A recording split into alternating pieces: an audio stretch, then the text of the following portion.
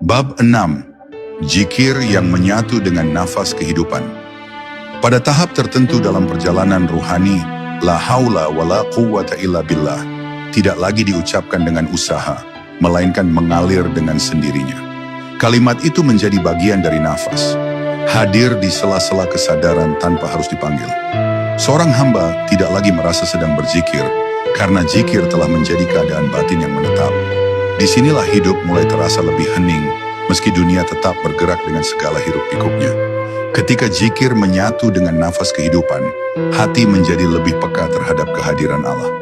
Setiap tarikan nafas mengingatkan bahwa hidup adalah pinjaman, dan setiap hembusannya mengajarkan bahwa segala yang dipinjam akan kembali. Kesadaran ini melahirkan kewaspadaan yang lembut, bukan ketakutan, melainkan rasa hormat yang dalam kepada Sang Pemberi hidup.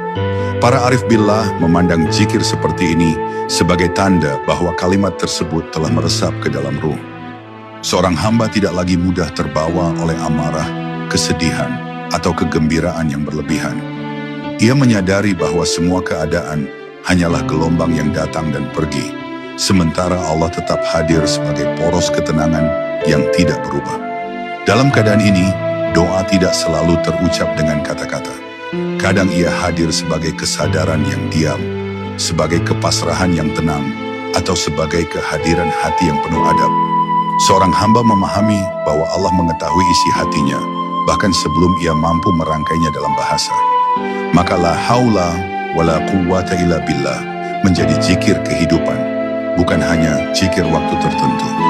Ia membimbing seorang hamba untuk berjalan dengan kesadaran, berbicara dengan kehati-hatian, dan bertindak dengan kebijaksanaan.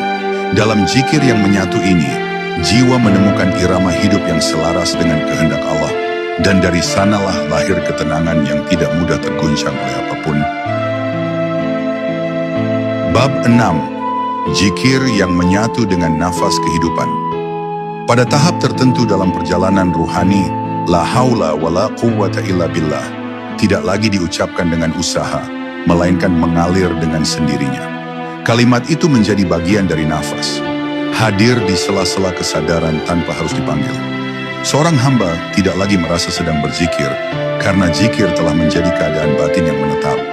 Disinilah hidup mulai terasa lebih hening, meski dunia tetap bergerak dengan segala hiruk-pikuknya.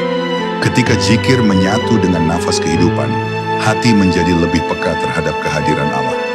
Setiap tarikan nafas mengingatkan bahwa hidup adalah pinjaman, dan setiap hembusannya mengajarkan bahwa segala yang dipinjam akan kembali. Kesadaran ini melahirkan kewaspadaan yang lembut, bukan ketakutan, melainkan rasa hormat yang dalam kepada Sang Pemberi hidup.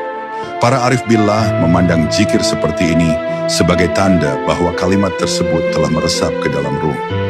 Seorang hamba tidak lagi mudah terbawa oleh amarah, kesedihan, atau kegembiraan yang berlebihan. Ia menyadari bahwa semua keadaan hanyalah gelombang yang datang dan pergi, sementara Allah tetap hadir sebagai poros ketenangan yang tidak berubah.